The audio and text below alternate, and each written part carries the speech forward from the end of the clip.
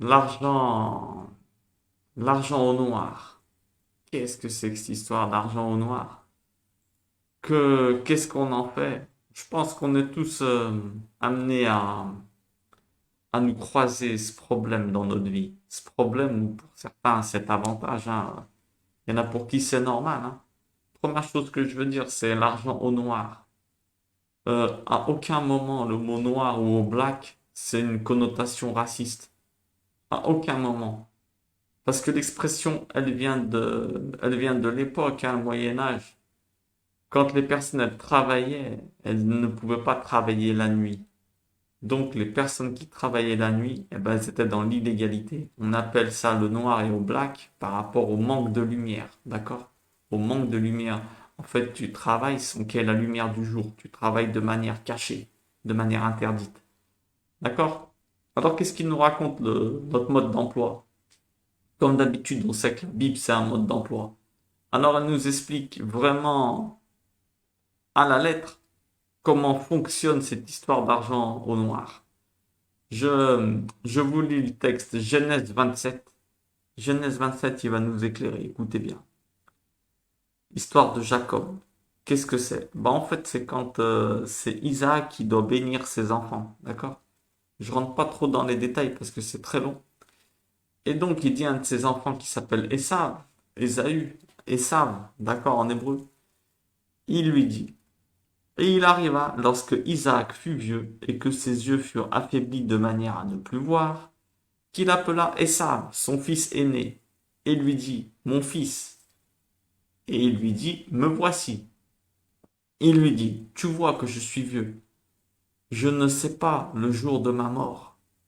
Et maintenant, je te prie, prends tes armes, ton carquois et ton arc, et sors dans le champ et prends-moi du gibier, et apprête-moi un mets savoureux comme j'aime, et apporte-le-moi, et j'en mangerai, afin que mon âme te bénisse avant que je ne meure. Alors là, on a un enseignement incroyable encore.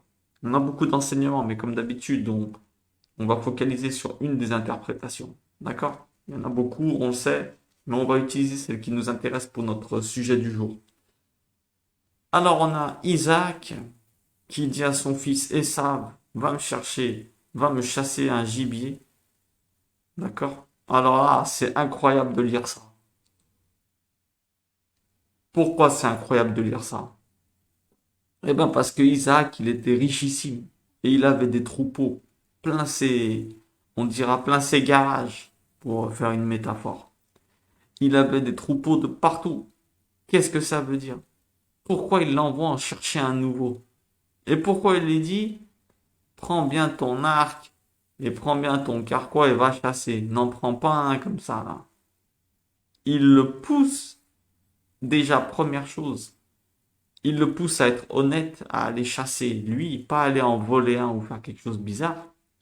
Et la deuxième chose, c'est qu'il le pousse à faire un travail pour obtenir la bénédiction. Donc, ça nous enseigne, première chose, que pour obtenir une bénédiction, il faut que ça soit issu d'un travail, forcément. Il faut que ça soit issu d'un travail ou bien de quelque chose qu'on a fait, mais de préserver, de rester dans l'honnêteté. Qu'est-ce que je veux dire par là? On voit tout de suite, parce qu'après Rebecca, la femme de Isaac, elle dit à son autre fils, tiens, prends ces animaux, sacrifie-les et prépare-les. Enfin non, c'est elle qui va le préparer pour son fils.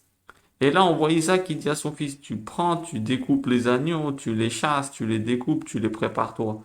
Alors que d'habitude, on pense, quand on lit ça, on présuppose que c'est la mère qui va le faire, puisque Rebecca, elle va le préparer pour son autre fils. Donc, ils ont des troupeaux. Et deuxièmement, il lui demande d'aller chasser et de préparer lui-même ce qu'il va chasser. Alors, qu'est-ce que ça nous enseigne? Que si tu veux être béni, il faut travailler. Il faut apporter une partie de toi, un travail, une partie de toi pour obtenir cette bénédiction. Qu'est-ce qu'on veut lire par là? Hein? Pourquoi on travaille au black? Pourquoi on travaille au noir sans déclarer? Pourquoi? Quelle est la raison?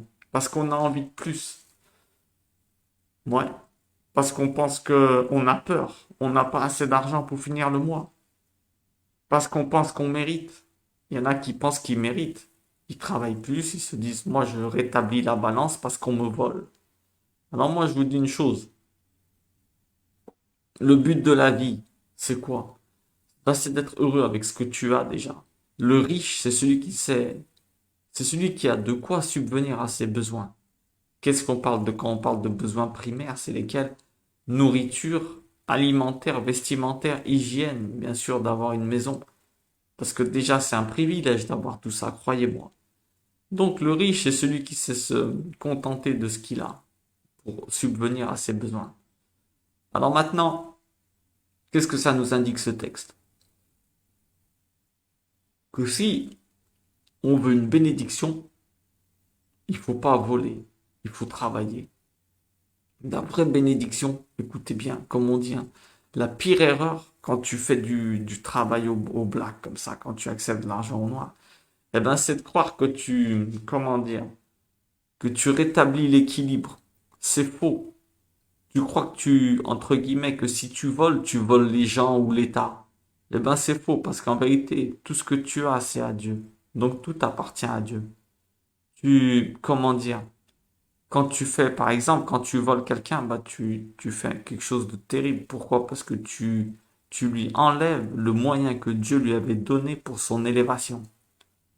Tu comprends? Dieu lui avait fait parvenir des moyens et toi tu lui voles. Le vol, c'est la pire des choses, croyez-moi. Parce que c'est enlever le moyen à la personne de faire la mission pour laquelle Dieu l'a envoyé ici. Alors toi, quand tu fais du travail au black, eh ben il y a des gens qui sont honnêtes et qui ont les mêmes entreprises que toi, les mêmes, qui vont faire les mêmes services et les travaux que toi tu vas faire, hein, mais de manière légale, en déclarant, en payant les impôts à l'État. Donc toi, en le faisant, tu leur enlèves un client. Et qu'est-ce qui se passe? Eh ben, il y a un gros problème. Tu leur enlèves un client. Et donc qu'est-ce que c'est? Ben, c'est du vol par rapport à ces gens. Tu vas me dire, ouais, mais je mérite l'argent parce que je le travaille et l'État, c'est des escrocs. Moi, je vais te dire une chose. Chacun son enfer. Si l'État, c'est un escroc, t'as le droit de penser ça. Mais si l'État, c'est un escroc, eh ben, écoute bien ce que je vais te dire. Il faut pas que, si toi tu voles l'État, ça fait de toi un escroc comme lui. Qui es-tu pour refaire la justice? Je vais te dire une chose, la première aumône que tu donnes, c'est pas aux pauvres, c'est à l'État avec les impôts. Pourquoi? Parce que peut-être que, comme il y en a, ils disent qu'il y a des détournements, je sais pas, j'espère le moins possible, j'espère pas du tout. Mais quoi qu'il en soit, l'argent qu'on donne aux impôts, c'est celui qui permet de monter les maisons de retraite, celui qui permet d'avoir une sécurité sociale, de, de monter les hôpitaux publics et toutes ces choses-là. On ne peut pas se permettre de ne pas donner la première aumône qui est à l'État. Après que eux ils fassent ce qu'ils veulent, ils auront des comptes à rendre. Mais toi, ne va pas te mettre en situation de péché pour eux. Ne va pas fauter pour eux parce que quoi qu'il arrive, dans 120 ans, tu vas partir d'ici. Et ma parole que tu vas avoir des comptes à rendre sur tout ce que tu as gagné. Alors pourquoi l'argent au black, tu le gardes pas? Eh ben, c'est pour toutes ces raisons. Je vais te dire une chose. T'empêches le moyen d'élévation de ceux qui font les mêmes services que toi. Donc c'est impossible que tu sois béni. Pourquoi? C'est le meilleur moyen de te maudire parce que tu prives la personne de l'argent qui lui revenait. Tu lui enlèves son pain. Je sais pas si tu t'imagines. Ah, mais c'est pas grave. Moi, je fais vite fait, je repeins le garage à mon voisin, mais il me donne un peu de sous. Non, c'est pas comme ça que ça marche. C'est pas comme ça que ça marche. Parce qu'il y a des entreprises de peinture, il y a des trucs comme ça et tu leur enlèves l'argent. Tu vas dire, ouais, moi je mérite, mais il n'y a pas de Robin des Bois. Il n'y a pas de Robin des Bois. Avec l'État, il n'y a pas de Robin des Bois. Chacun aura sa rétribution.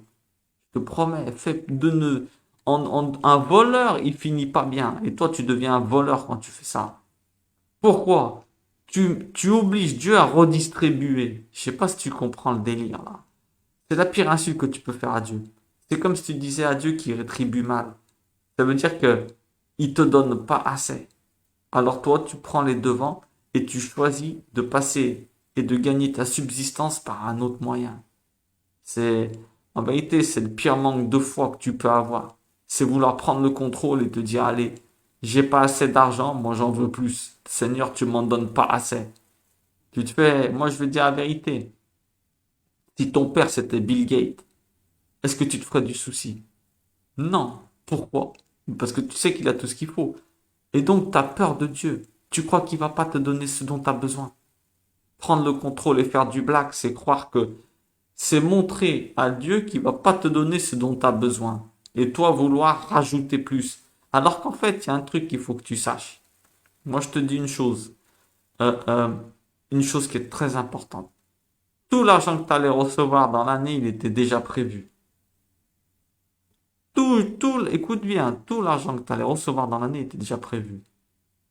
Maintenant, tu allais le recevoir de manière licite. Tu allais avoir ce dont, t'allais avoir t'allais avoir l'argent que t'allais avoir besoin. Tu vois ce que je veux te dire? T'allais pouvoir subvenir à tes besoins. Maintenant, qu'est-ce qui se passe? Euh, En fait, l'argent, il allait venir à toi, mais de manière licite. Et toi, tu as choisi la manière illicite. Il y a deux manières d'obtenir cet argent. Tout était prévu, mais la manière de le gagner, elle n'était pas prévue. Il y en a une, tu vas garder cet argent, et il va fructifier parce qu'il vient de Dieu. Et la deuxième, tu vas le perdre. La deuxième, tu vas le perdre. Attention, moi je te dis une chose, le, l'esprit du Satan, il est fort, l'esprit du diable, comme on dit, il est très puissant. Il va vouloir te faire gagner, te faire peur sur ton pain. N'oublie pas, il a fait la tentation du Christ. Il lui dit, change ces pierres en pain, juste avant que Dieu il allait intervenir. Il veut que tu prennes les devants. Il veut te faire croire que Dieu il t'a oublié. Il veut que tu accélères les choses. Comme Ève, allez, mange du fruit. Les Hébreux dans le désert. Ils se faisaient du souci pour le pain et la manne. On croit, c'est la première tentation, c'est de croire que Dieu va pas subvenir à nos besoins. Eh ben, dites-vous que c'est la première tentation que le diable il a fait avec tout le monde, avec Ève, avec les Hébreux, avec le Christ. Change les pierres en pain. Allez, dépêche-toi là, dépêche-toi ta faim maintenant là. Dieu il va pas venir. Manger sans attendre Dieu, voilà ce qui va te faire. Et attention, parce que tu vas croire que tout va bien hein. Quand tu commences à faire du travail au noir, tout ça, tu vas fructifier. Il est dit, on envoie, l'homme est amené, écoutez bien, le diable, il va te faire croire, l'esprit du diable va te faire croire que tu es béni en faisant du black. Tu es béni, tu vas être mieux au début, tu vas être super bien, tu vas subvenir à tes besoins, tu vas aller mieux, tu vas être content, tu vas même fructifier, exagérer. Mais n'oublie pas, il est dit que l'homme est amené là où il veut aller. Ça veut dire que jamais Dieu va aller à l'encontre de ton libre arbitre. Si toi tu veux faire du mal, eh ben il va te laisser faire le mal. Et ce mal va même être facilité à faire. Pourquoi? Bah, pour pas t'empêcher de faire ce que tu avais envie. Tu vois, Dieu il s'éloigne et je te promets que l'esprit mauvais, eh ben le diable, il a des pouvoirs aussi de te donner et de te faire croire que tu es béni. Mais ça ne durera jamais. Pourquoi? Bah, parce qu'on passe jamais par un mal pour faire le bien. Jamais on ne passe par un mal pour faire le bien. Parce que le mal, il persiste pas. Dieu, il a dit depuis le début à Adam, il a dit maintenant, quand tu vas manger, tu vas devoir manger à la sueur de ton front. Et ça, c'est un problème. Oui et non. Pourquoi? Parce que déjà, ça n'a pas la même saveur. Dieu, il a fait ce contrat. Il a dit, quand tu vas manger, il faudra que ça vienne de la sueur de ton front. Pourquoi? Il y en a beaucoup qui vont dire que c'est une punition. C'est pas une punition du tout. Quand tu obtiens quelque chose que tu as sué de ton front, entre guillemets, ça n'a pas la même saveur quand tu t'investis dedans. Exemple, si on te donne un vélo, pour prendre un exemple, eh ben, tu le savoureras pas pareil que si c'est toi qui as galéré à te le payer. T'auras pas la même, t'auras pas la même, moi, je voyais ça à l'époque, Dieu m'en préserve, j'avais beaucoup de musique, je m'en rappelle. J'écoutais de la musique, hein, maintenant, bah, j'écoute plus, mais avant, quand, euh, quand j'achetais des CD, quand j'achetais le CD original, je le savourais incroyablement. Je le savourais et il se perdait jamais. Mais quand je faisais des copies, quand c'était de la copie, des choses comme ça, là, je passais par l'illégalité, eh ben, je savais même pas quelle musique écouter. Je savais, et je perdais tout et j'ai jamais savouré ces CD. Bon, après, bien sûr, quand je me suis intéressé à tous ces livres, j'ai pris tous ces CD, je les ai cassés, bien entendu. Quand on apprend que l'illégalité n'a rien à faire sur la même table qu'une Bible, on est d'accord. Donc ça c'est autre chose. Mais bon, il faut que vous sachiez que si on doit travailler, quand on travaille, le fruit de notre travail, de notre investissement, fait qu'on savoure beaucoup plus la chose que si on nous l'avait donné. Vous comprenez? C'est très important de comprendre ça. Donc on a dit, Dieu va te donner la richesse, elle est prévue. L'argent qui doit te revenir toute l'année, il est prévu. Ce qui n'est pas prévu, c'est la manière dont tu vas l'obtenir. Une, tu vas attendre le temps de Dieu et tu vas profiter de ce que tu as et tu vas le garder. Et la deuxième, tu vas te faire une accélération, tu vas écouter le Satan, tu vas changer les pierres en pain rapidement, toi, tu vas manger du fruit comme Ève, rapide, hein. Et qu'est-ce qui va se passer? Bah, tu garderas pas. Tu garderas pas ce que tu as gagné. Tout, tout l'argent, écoute bien, mon ami. Tout ce que tu as gagné de manière illégale, je te promets que tu le garderas pas. Rappelle-toi bien. Ni tu le garderas, ni tu le transmettras à ta descendance. Qu'est-ce que ça veut dire? L'homme, par nature, il est créateur, on a dit. Donc déjà, il est fait à l'image de Dieu, à l'image intérieure, bien entendu, pas extérieure. L'homme n'a pas de corps, donc, enfin, pardon, Dieu n'a pas de corps, n'a pas d'aspect matériel. Il est justement le contraire de la matière. Il est esprit. Donc, quand on dit on est fait à son image, c'est au niveau intérieur. Voilà pourquoi l'homme est créateur. Et voilà pourquoi c'est encore une des raisons pour lesquelles il savoure ce qu'il a créé. D'accord? Toi, tu dis que tu vas gagner de l'argent. Bon, tu vas me dire, mais oui, mais tout ce que tu me dis là, si moi j'ai fait un travail et je suis payé au black, j'ai créé quelque chose. Ouais, d'accord. Mais moi, je te dis, comme t'es pas passé par le chemin de Dieu que Dieu avait prévu pour toi et que tu enlèves l'argent à quelqu'un, eh ben, allez, maintenant, je vous dis une chose intéressante. Écris sur un carnet tout ce que tu as gagné au black. Écoute bien, tous les bénéfices que tu as fait. Et à la fin de l'année, écoute-moi bien, à la fin de l'année, dis-moi ce que tu as gardé de tout ça. Et tu verras comment en vérité tu n'as rien gardé. Tu as même consommé plus, gaspillé plus. Regarde le bénéfice avec la fin, à la fin de l'année. Et si c'est pas la fin de l'année, ce sera l'année d'après. T'as gardé quoi? À la fin, je te dis la vérité, hein. Je te dis la vérité. Tout ce que t'as pas déclaré, tout ce que t'as gagné au black, c'est mort. C'est condamné à être perdu. Tu l'as pris à quelqu'un. Ça va finir dans la main. Tu crois que t'as plus de, comment dire, t'as plus d'intelligence et de puissance que Dieu. Tout ce que t'as pris, qui est dans tes mains, ça doit finir dans les mains de la personne à qui c'était destiné. Donc tu vas les perdre d'une manière ou d'une autre. Maintenant, le pire, c'est que il se peut que tu laisses des enfants dans la galère. Pourquoi? Alors que le but de la bénédiction, c'est justement de faire en sorte que tes générations d'après, elles aient des héritages, c'est de transmettre à tes générations.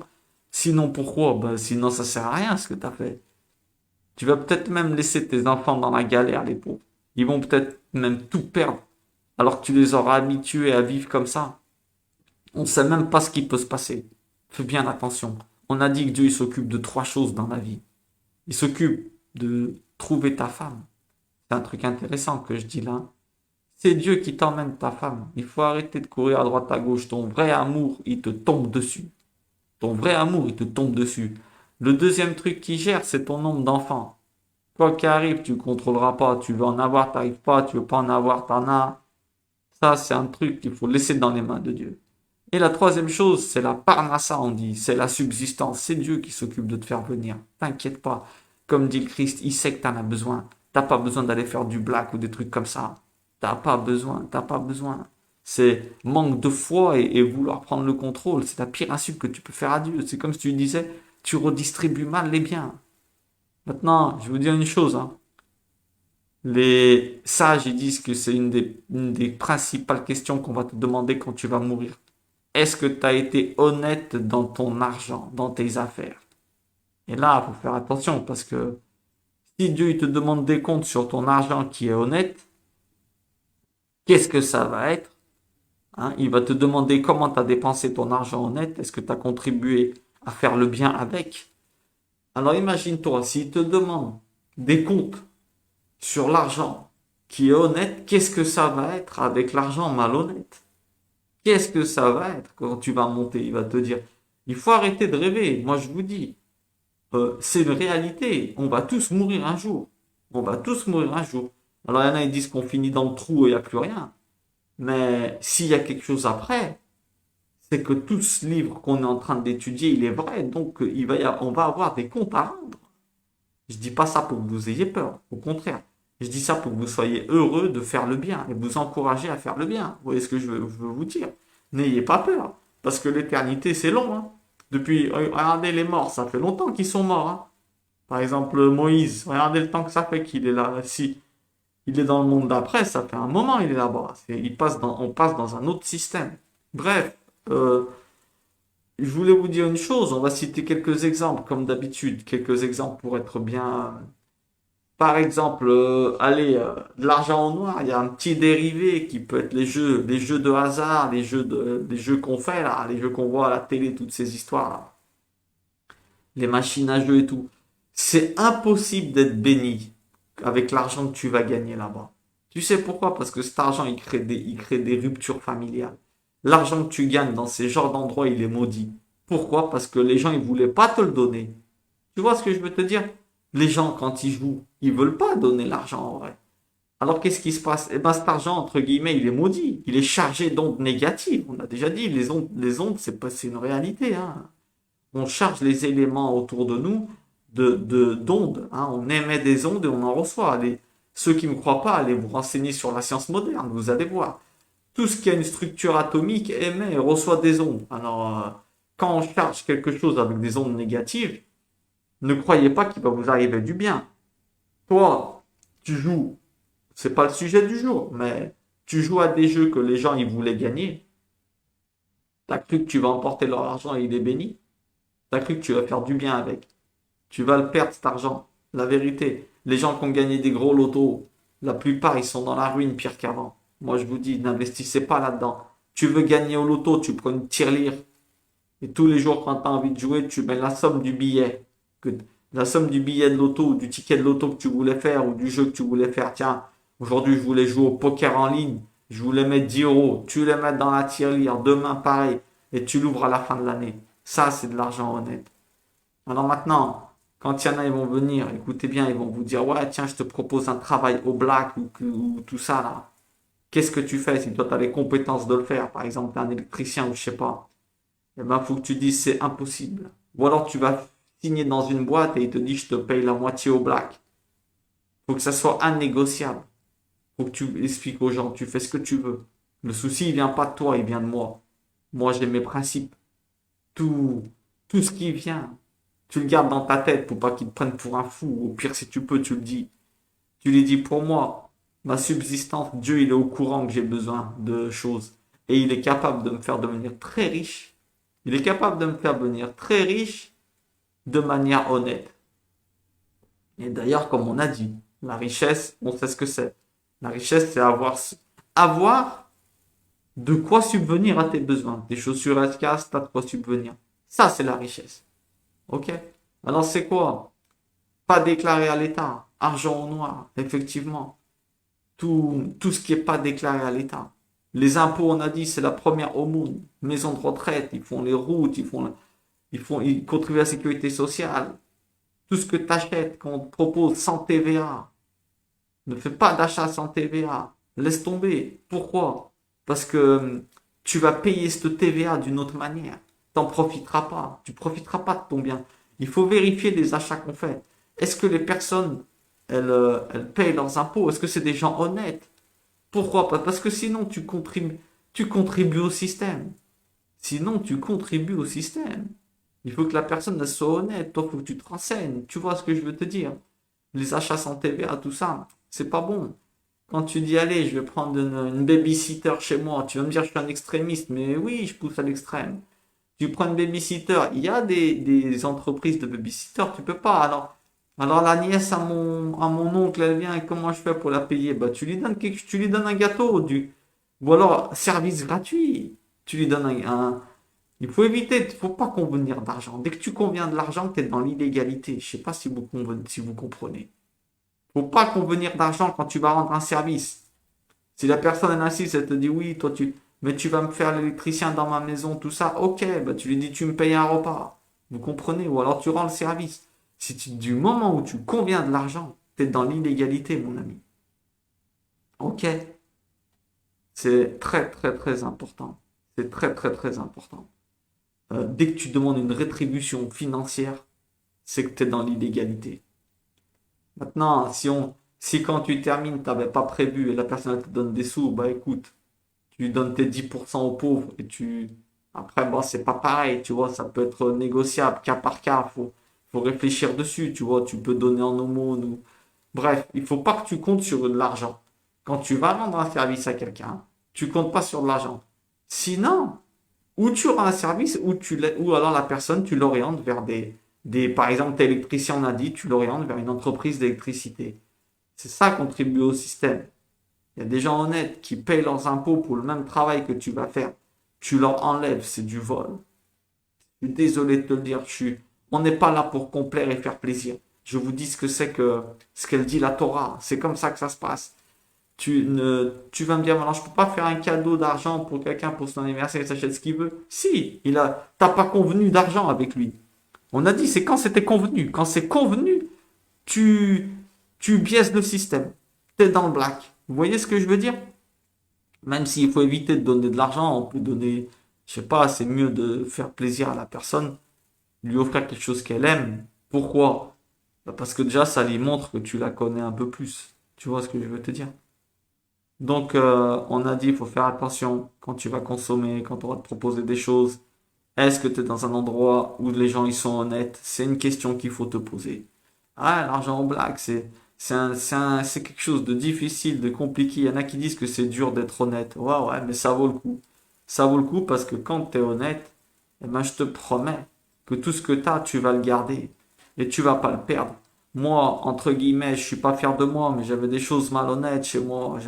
Je savais très bien, mais je me disais que c'était pas si grave que ça. Tout le monde les a. J'ai rien gardé de tous ces trucs. Ils sont tous cassés. Maintenant, comment dire?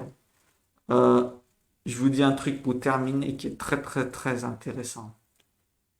On a le mot bénédiction en hébreu. Il se dit bracha. D'accord? Bracha. Les lettres c'est bet, resh et kaf. D'accord? En hébreu, il n'y a pas de voyelle. Ah non, c'est B-R-K. D'accord? B-R-K. Bet, resh, kaf. Qu'est-ce que c'est que la bénédiction? Ben écoutez celle-là, comment elle est belle. La vraie bénédiction, bracha, B-R-K, d'accord? Qu'est-ce que c'est? C'est, en fait, quand on remarque bien ces lettres-là, qui sont le 2, l'alphabet hébreu et alphanumérique, hein. Ça veut dire qu'ils n'ont pas de chiffres, ils n'ont pas de numéros. C'est les lettres qui sont les chiffres. Le A, c'est le 1, le B, c'est le 2, d'accord? Donc, on a B-R-K. Le B, c'est le 2, d'accord? Et les autres lettres, c'est le 20 et le 200. Alors, vous allez me dire, qu'est-ce qu'il raconte? Eh bien, écoutez bien.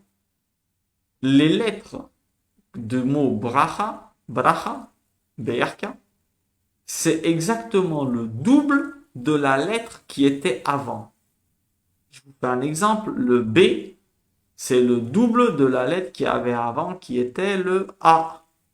On est d'accord ou pas? Le B, c'est le double de la lettre qui était avant qui était le A. Et pour les autres lettres, c'est pareil. Le R et le K, c'est les deux le double, hein, respectivement. Le R, c'est le double de la lettre qui était avant. Et le K, c'est le double de la lettre qui était avant.